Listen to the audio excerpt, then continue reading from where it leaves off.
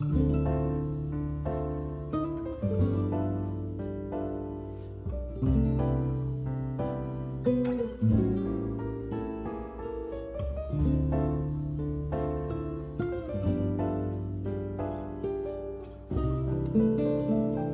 시절로 오세요.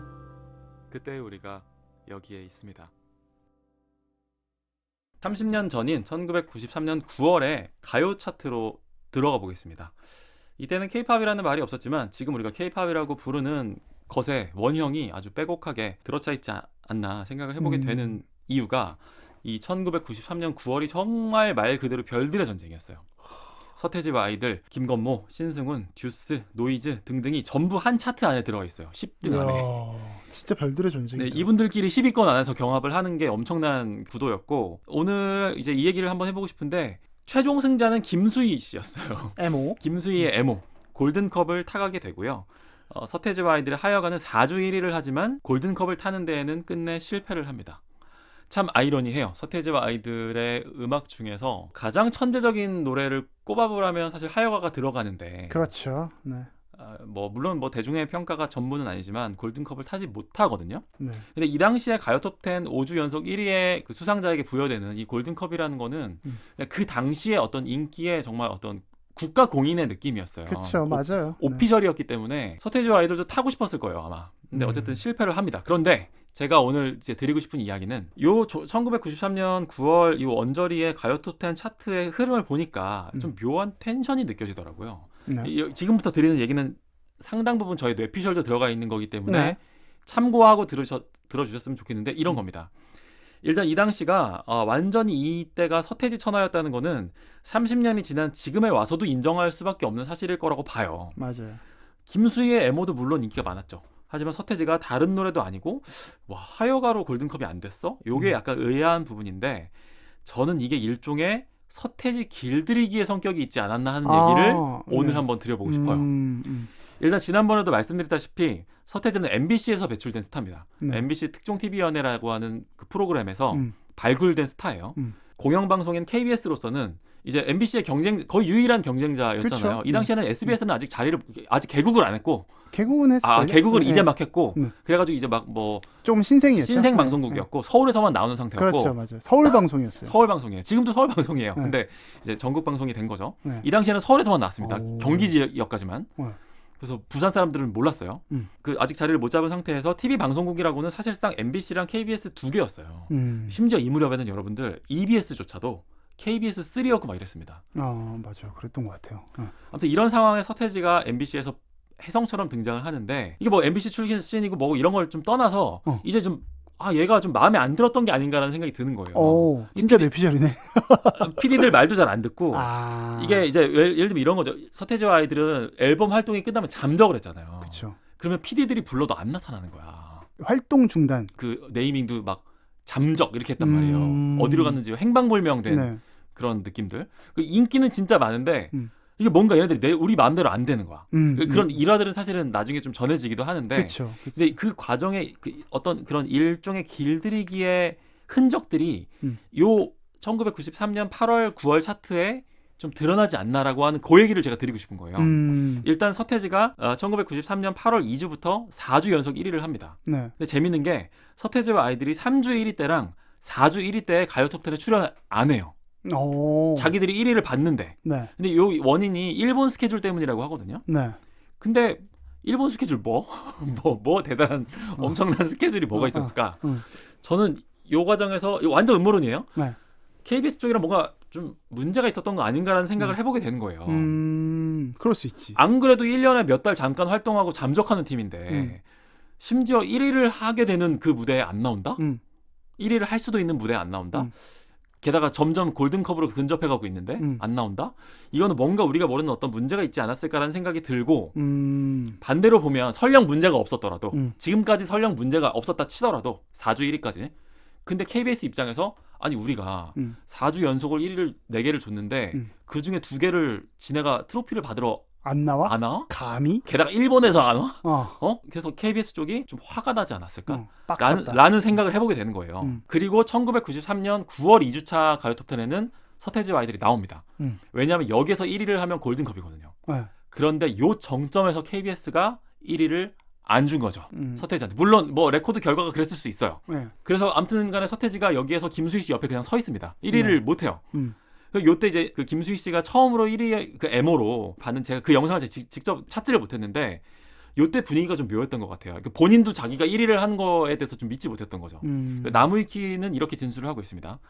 1983년 멍해 이후 10년 만에 가요톱10 1위를 차지한 김수희는 자신이 1위에 오른 것이 실감나지 않는 듯한 표정이었다. 또한 김수희가 1위라는 것이 발표되는 순간 방청석의 여학생들은 말도 안 된다는 반응을 보였다. 라고 하는 진술이 남아 있어요. 뭐 근데 이거는 사실 뭐 그렇다고 해서 김수희 씨의 제가 뭐 인기를 폄하하고 싶은 그렇죠. 생각은 없어요. 워낙에 그때는 10대 위주의 방청객이었고 이제 이런 거기 때문에 그거는 좀 감안을 해야 될 것 같다는 생각은 들고요. 또 이때뿐만이 아니라 1993년 12월 KBS 가요대상에서 김수희 씨가 서태지, 김건모, 신승훈을 전부 제끼고 가요 대상을 받으시거든요. 네. 이런 부분들도 사실 KBS 입장에서는 이제는 이제 여기까지 갔으면 서태지의 하여가의 골든컵을 저지한 김수희의 애모는 가요대상 이어야 했던 게 아닐까라는 생각이 좀 들기도 하는 거예요. 서태지를 이긴 가수는 그 당시 그 93년에는 김수희가 유일했는데 네. 그런 사람한테 연말에 가서 상을 안 줄 수도 없는 노릇이었던 게 아닐까? 물론 이렇다고 해서 제가 뭐 김수희 씨가 가요대상 받을 자격이 없다 이런 얘기는 아니에요. 네. 아무튼 이런 일련의 흐름들이 있는데 이 뒤로 서태지와 아이들의 하여가는 9월, 10월까지 계속 2등을 해요. 네. 그런데 이 이후로 골든컵 못 받은 이 주차 이후로는 서태지와 아이들은 적어도 하여가로는 가요톱10에 출연을 아예 하지 않습니다. 그러다 보니까 였는지는 모르겠는데 서태지가 나오지 않는 이 가요톱10은 뭔가 이 평소와는 다른 방식으로 약간 파행적으로 진행돼요. 가수들끼리 어떤 듀엣곡을 부르는 무대들이 되게 유난히 많다든지 뭐 이 중간 구간에 이제 추석 특집이 있어가지고 또 뭐 그런 것도 있었고 이색적인 운영을 좀 몇 주간 한다는 거죠. 그래서 2위 가수가 있지 않아도 좀 이렇게 모양이 많이 빠지지 않는 방식으로 방송을 많이 좀 이렇게 편성을 하고 그 뒤가 좀 재밌는데 하여가가 무려 10월 27일까지 계속 2등 아니면 3등을 하거든요. 네. 이때 경쟁곡들이 김건모의 첫인상, 신승훈의 널 사랑하니까 이런 노래 엄청난 노래들이에요. 네. 근데 서태지는 출연도 안 하고 2등, 3등을 해요. 네. 이 당시 인기가 어느 정도였는지를 실감할 수 있는 부분인데 어쨌든 계속 출연을 안 하다가 1993년 11월 3일이 되면 벼랑간 차트에서 사라집니다. 그러니까 지난주까지 3등이던 노래가 이번 주에는 차트에 없어요. 이 원래 바로 차트아웃이 되려면 골든컵을 타야지 차트아웃이 되는 거거든요. 그게 아닌데 차트에서 사라진 거예요. 갑자기 인기가 식었나? 그건 아니라는 거죠. 그냥 뺀 거예요. 제가 봤을 때는 차트에서. 이 일이 있고 나서 이제 1년 뒤 이야기를 하면서 제가 이 얘기를 마무리를 하고 싶은데 너무 많은 부분들이 저희 뇌피셜이기 때문에 1994년이 되면 서태지와 아이들이 3집을 냅니다. 그리고 이때 이른바 피가 모자라 사건이 발생을 해요. 교실의 이데아라는 노래를 역재생을 하면 그 백워드 매스킹이라고 하는데 피가 모자라라는 말이 나오고 이제 그거를 일부러 이런 거를 넣은 서태지는 악마 숭배자다. 이런 주장이거든요. 요게 정말 믿기 힘드시지만 되게 진지하게 이런 주장들이 진지했어요, 나왔어요. 되게 난리가 났었어요. 그런데 그리고 KBS는 이때 서태지 공격에 아주 선봉에 섰었던 언론사이기도 합니다. 뭐 다른 신문들까지를 포함해서. 심지어 추적 60분이 지금도 있나요? 그것이 알고 싶다 격의 프로그램이에요. 그렇죠. 그 시사 프로그램인데 탐사보도 프로그램. 거기에서 요 주제를 다뤘었고요. KBS 연예가 중계에서는 요 얘기를 다루면서 그 당시 기준으로는 발매된 지 1년이 지난 하여가를 다시 끄집어와요. 네. 그래서 하여가도 거꾸로 돌아보면 내 속에 있는 사탄을 영원히 사랑해요. 라는 말이 들린다는 내용을 내보내기도 했어요. 저는 사실 이런 부분들이 분명한 거는 KBS에 있는 어떤 분들이 서태지를 굉장히 마음에 안 들었을 거라는 생각은 일단 들어요. 그 뭐 막 안 나타나고 이제 이런 것만 보더라도. 그러니까 원우 씨가 강한 의혹을 제기하는 부분은. 그렇죠. 네. 뭐 물론 많은 부분들이 저의 상상인데 그래서 이런 부분들이 30년 지나서 다시 보니까 그러니까 한편으로는 역설적으로 이해도 되는 거예요. 얼마나 미웠을까. 이 나타나지 않는 이 20대 그렇지. 그 뭐 대학도 안 나온 청년 아닙니까 막말로. 근데 지금도 마찬가지지만 이 당시에 KBS PD는 다 엘리트들이란 말이에요. 그렇죠. 어릴 적에는 절대 몰랐었던 이런 어른들의 갈등 구조가 이런 차트의 흐름 안에서도 좀 있는 거 아닐까라는 저의 아주 강한 뇌피셜과 의혹들과 음모론의 이 내용을 들려드리면서 오늘의 BGM으로는 김수희의 애모를 깔도록 하겠습니다. 그대 가슴에 얼굴을 묻고 오늘을 울고 싶어라였나? 네. 그대 앞에만 서면 나는 왜 작아지는가? 그렇죠? 그리고 추억이 있는 한 당신은 나의 남자고 그런 얘기예요. 그러니까 애모라는 게 정말 순애보적인. 그러니까 서태지와 아이들의 하여가와 애모가 그 어떤 시대 정신의 격돌이기도 해요. 그러니까 뭐 가사를 좀 전에 원우 씨가 말씀해주신 부분 읽어보면 사랑 때문에 침묵해야 할. 그렇지. 나는 당신의 여자. 그리고 추억이 있는 한 당신은 나의 남자요. 그렇지. 그러니까 남자는 나한테 아무렇게나 해도 여자는 침묵해야 하는 시대. 그럼에도 불구하고 추억 하나의 힘으로 살아가야 하는 되게 순애보적인 그런 사랑의 모습을 그리고 있는 게 이 당시에 1위 노래였고 또 그거랑 뭐 못지않게 1위였었던 노래 중에 하나는 서태지와 아이들이 하여가는 되게 랩 메틀에다가 뭐 꽹과리 소리도 집어넣고 뭐 헤비메탈 물론 이제 그게 약간 간주 기타 부분은 그렇죠. 이제 표절 논란이 있어요. 논란이 아니고 사실 이거는 이제 잘못된 거예요. 네. 그거는 그 이태섭 씨가 그 세션맨으로 이렇게 불러가지고 이렇게 간주를 부탁을 했는데 그 테스트먼트라고 하는 헤비메탈 밴드의 어떤 노래 부분을 그냥 뭐 그대로 치신 거예요. 똑같이 되게 잘 치신 거예요. 근데 그 하여가에서 되게 그 간주 부분이 사실 백미이긴 하거든요. 그렇죠. 어쨌든 그런 오점을 남기기는 했는데 저는 서태지를 천재로 인정할 수 있는 노래 중에 하나가 저는 하여가라고 생각을 해요. 네. 비록 오점이 있을지언정 네. 이런 두 전혀 다른 논법과 시대 정신을 담고 있는 두 노래가 격돌하고 있는 또 그런 현장이 가요 톱10이기도 했다 이런 생각이 들더라고요. 뭐 사실 음모론이니까 네. 이거에 대해서 뭐 저희가 뭐 그냥 이렇게 개인의 생각이잖아요. 그렇죠. 근데 그냥 재미로. 뭐 사실 저도 그거 보면서 늘 그런 생각을 했어요. 차트 아웃이 네. 5주 연속 1위 하면 사람들이 그러면 듣던 노래 안 듣나? 그렇죠. 그러면 그치. 그 다른 그 노래의 인기는 그만큼의 헤아림이 안 되는 건가? 셈이 안 되나? 그렇죠. 약간 이게 좀 의아했었고 그래서 늘 아니 어떻게 그렇게 갑자기 분절적으로 안 들을 수 있지? 이 생각을 어린 시절에 맞아요. 좀 했었던 기억이 나요. 이게 아마 조용필 씨가 너무 오래 해먹으니까. 해서 생겨난 이제 보조 장치였던 것 같아요. 네. 물론 뭐 저도 뭐 KBS 시스템과 집계를 완전히 다 무시하는 건 아닌데 네. 그 당시에는 훨씬 더 어떤 일종의 새로운 가공을 할 수 있기에 훨씬 더 지금보다는 용이한 시대였으니까요. 그쵸. 그래서 뭐 이런 의견을 원우 씨 개인 의견으로 남기고요. 저는 뭐 KBS를 굉장히 신뢰하고요. 동해 수신료에 만족하시는군요. 네, 근데 이제 그럴 수 있죠. 그 당시에 저는 오히려 원우 씨 얘기를 쭉 들으면서 네.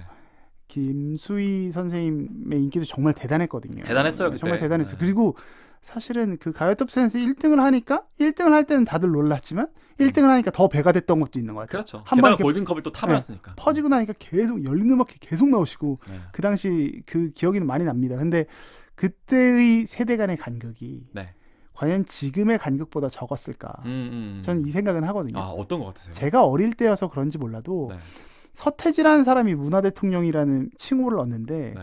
그거는 10대 문화를 서태지로 인해서 우리나라의 10대 문화가 완전히 새롭게 바뀐 거예요. 아예 그러니까 바뀐 거죠. 서태지는 영국의 미국 침공처럼 아, 그렇죠. 그 비틀즈 같은 역할을 한 거나 마찬가지예요. 맞아요. 왜냐하면 네.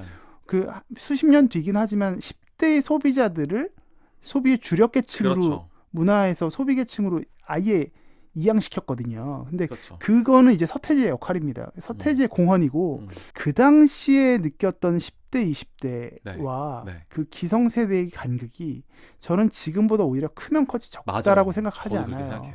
저도 그렇게 생각해요. 그렇기 때문에 각 세대가 갖고 있는 분투, 갈등은 너무나 당연하고 네. 뭐 제가 코다 얘기할 때도 그랬지만 네. 그 X세대가 그 당시에 10대, 20대가 이제 여러분의 부모 세대가 된 것 같은데 그렇죠. 지금 들으시는 분들의 그렇죠. 그 세대의 청춘을 조금 이해해 볼 수 있는 그 이야기가 아닐까. 네. 그때도 가요톱10에 가서 울고 있었던 그렇지. 관객들이 바로 여러분의 부모 세대였고 맞아요. 그들이 어쩌면 여러분의 어떤 그 팬 문화를 처음 만들었던 문익점 그렇죠. 같은 세대예요. 맞습니다. 맞습니다. 그걸 조금 존중해 주시고 음. 그분들의 어떤 발랄함을 이해해 주셨으면 좋겠어요. 네, 진짜 시간이 많이 흘렀죠. 이제는 서태지 씨도 부모가 돼서 이제 아마 아기가 꽤 많이 컸을 거예요. 아마 중학생 됐을 거예요. 저는 네. 서태지 씨가 이제 더 이상 잘 언론에 나오지 네, 않잖아요.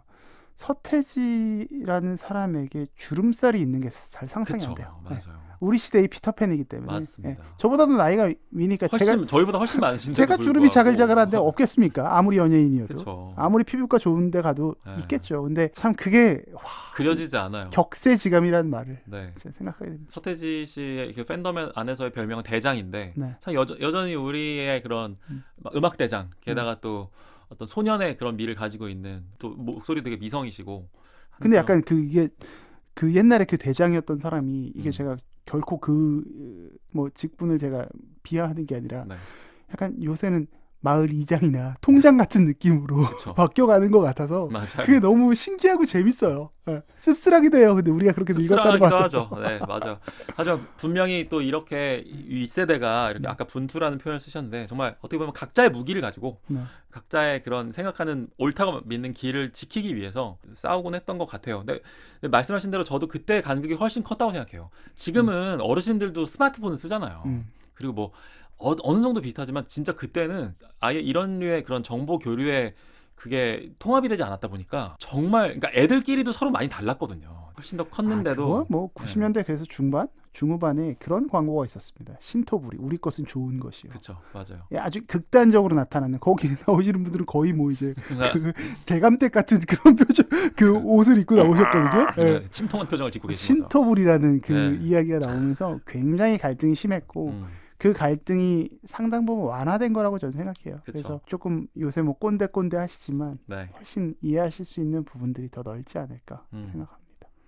아주 꼰대 같은 말을 오늘 제가 좋네요. 이번 모임 아니에요. 때 많이 네. 하네요. 근데 이제 우리도 근데 이런 얘기를 할 때가 할 됐지. 때가 왔나 봐요.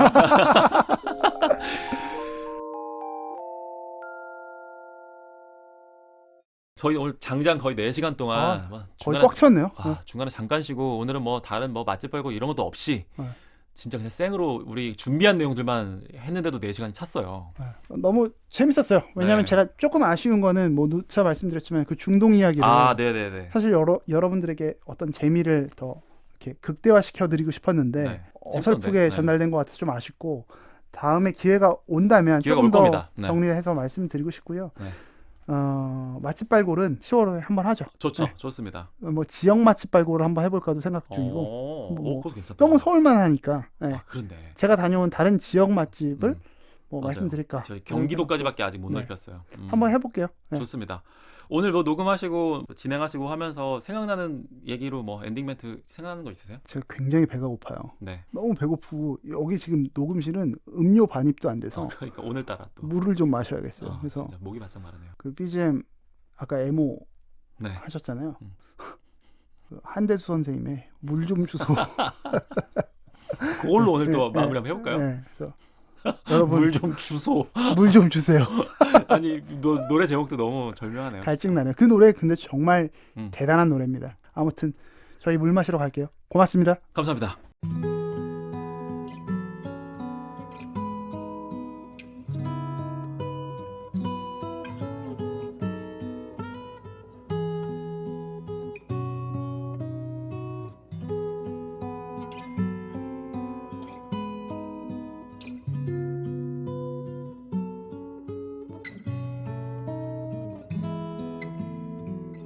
우리의 호우 시절.